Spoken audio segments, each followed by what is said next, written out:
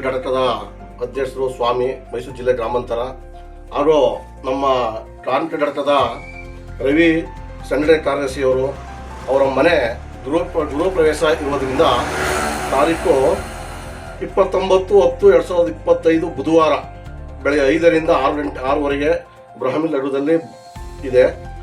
ಭೋಜನ ಮಧ್ಯಾಹ್ನ 1 ಗಂಟೆಗೆ ಹಾಕಿದ್ದಾರೆ. ಬೀರಲಿಂಗೇಶ್ವರ ನಿಲಯ, ಕಟ್ಟೆಮೋಡಿ ಕೊಪ್ಪಲು, ಹುಣಸೂರು ತಾಲೂಕು, ಮೈಸೂರು ಜಿಲ್ಲೆ.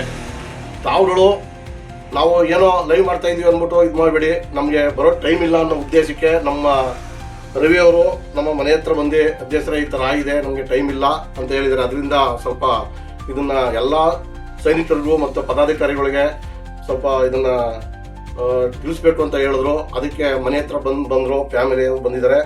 ದಯವಿಟ್ಟು ನಮ್ಮ ಪದಾಧಿಕಾರಿಗಳು ಮತ್ತು ನಮ್ಮ ಸೈನಿಕರು ಮತ್ತು ನಮ್ಮ ಕಾರ್ಪೊರೇಟ್ ಘಟಕದ ಪದಾಧಿಕಾರಿಗಳು ಗೃಹ ಪ್ರವೇಶ ಕಾರ್ಯಕ್ರಮಕ್ಕೆ ಹೆಚ್ಚಿನ ಸಂಖ್ಯೆಯಲ್ಲಿ ಬಂದು ಆಶೀರ್ವಾದ ಮಾಡಬೇಕಾಗಿ ಕೋರುತ್ತೇವೆ.